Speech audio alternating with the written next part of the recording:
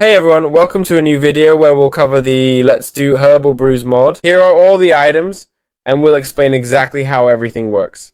Let's start with the basics. First up is sugarcane, which you can find in rivers and swamps. It grows near water, and you can use it to craft sugar. Now let's move on to the mod specific items. There's hibiscus found in the jungle. Bone meal helps it grow, but scissors give you tea blossoms. Planting and breaking tea blossoms gives you more, plus green tea leaves. That's crucial. Next up are coffee beans. Break them to get the actual coffee beans. These are also found in the jungle.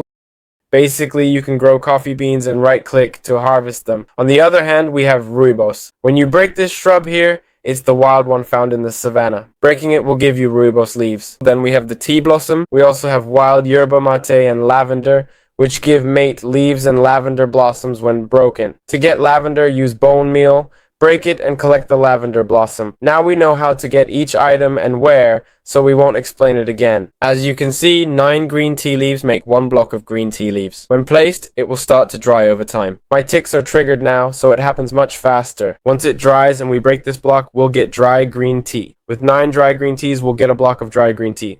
When we place it, we'll be getting dry black tea. With 4 dry green teas, you get a mixed tea leaf block. Place and break it to get dry oolong tea. Now we know how to get 3 items, dry green, black, and oolong tea. We have the stove here. The stove heats teapots and is made with 5 cobblestone, 1 campfire. Campfire needs 1 charcoal, 3 sticks, any log, and 3 iron nuggets. Next, we'll make teapots with 4 iron, 4 copper, and 2 sticks. There are 2 types, both placed by crouching and right-clicking. Basically, you need to place the stove and the tea. As you can see, when we do this and right-click, the fire part in the teapot interface is active. If we don't, it remains deactivated. Here we have different crafting recipes we'll look at now. As you can see, they all use water and various ingredients I've explained how to get. Here's an example of how to place the kettle and stove. The first recipe uses dried green tea and water. It's green tea. Drinking it gives a balancing effect for 1.5 minutes. It provides absorption in a 10-block radius to all players. As you can see, you can drink it and get the effect. Black tea is made with dried black tea, 1 water, and 1 sugar obtained from sugarcane. It gives regeneration to players within 10 blocks. Drink it and you'll get the revitalizing effect. Then we have oolong tea. It's made with dried oolong tea and water. All of this in the teapot. It gives regeneration, absorption, and health boost to nearby players in a 10-block radius. As you can see, oolong is quite overpowered. The effect lasts 1.5 minutes like all the others. Then we have rooibos tea, made with a rooibos leaf and water. It gives a mining speed boost in a 10-block radius to you and other players. Mining haste, right? It seems so. Next, we have hibiscus tea. If you shift right-click, you can place it for others, right? It's made with water, sugar, and hibiscus from the jungle. It gives +2 attack and +4 armor. Okay? As you can see, it can be placed easily. You don't even need to crouch from what we see. So when you drink it, you get the effect, see? The effect looks like this one here, feral, got it? Next up, we have lavender tea, alright? Lavender was found in mountains, if I recall. It's made with lavender, sugar, and water. When you drink it, it basically gives you luck. It provides a kind of fortune effect. There you have it, okay? On the other hand, we have coffee. It's made with water and coffee beans, giving resilience to all players within a 10-block radius, okay? There we have it. Then there's cafe con leche, which is made with brewed coffee using the kettle, alright?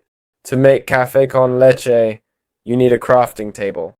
You combine coffee and milk, and its use is basically the same, okay? Both items provide the same effect. They give you the toff enchantment or effect for 1.5 minutes. Actually, cafe con leche feeds less.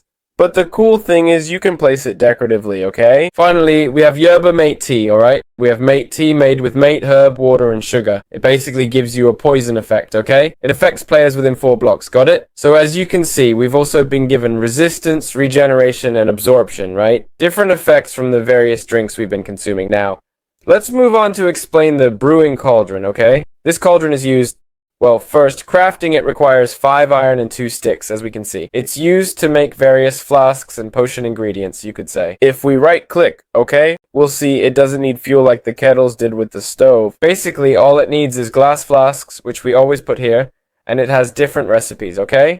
Which is called the brewing cauldron recipe for the armor flask, the ferocious flask, and the damage flask. So how can we get the armor flask? It's made with water, hibiscus found in the jungle, and a glistering melon. That's made with 8 gold nuggets and a watermelon, got it? Then we have the damage flask made with redstone, lavender, okay? And a bucket of water, alright? All of this with, please place glass jars here. Next, we have the big one, the large armor flask made with a small armor flask, a glistering melon, and again a hibiscus. It's the same crafting, but instead of water, you use the small potion. For the large armor potion, it's similar, redstone and vendor, but use the small armor potion instead of water. Oh, and sorry, I meant damage, not armor. To make the feral potion, giving +2 attack and +4 armor for 5 minutes, you need a small flask of both damage and armor, and a glistering melon. Lastly, for the large flask, you need a small speed flask, a glistering melon, and redstone. Alright, so now we have all the bottles. These bottles can't be placed only drunk. And when you drink them, they don't even leave the bottle behind. As you can see, this one gives you feral for 10 minutes. The big potion lasts 10 minutes instead of 5. I think the others also last 10 minutes, giving you +2 damage, and this one gives +4 armor. Basically, the ferocious potion is a mix of both effects, which is pretty cool.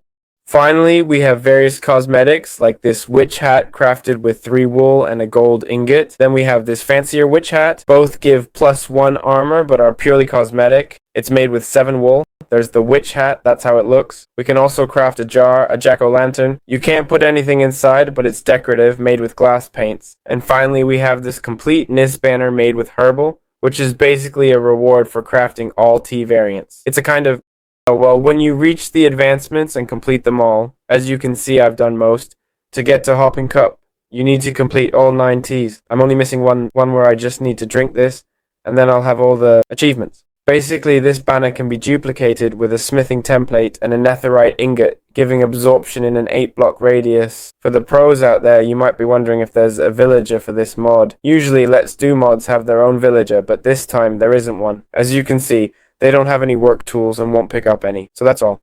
I hope you enjoyed this complete guide, and I'll see you in future videos. Subscribe.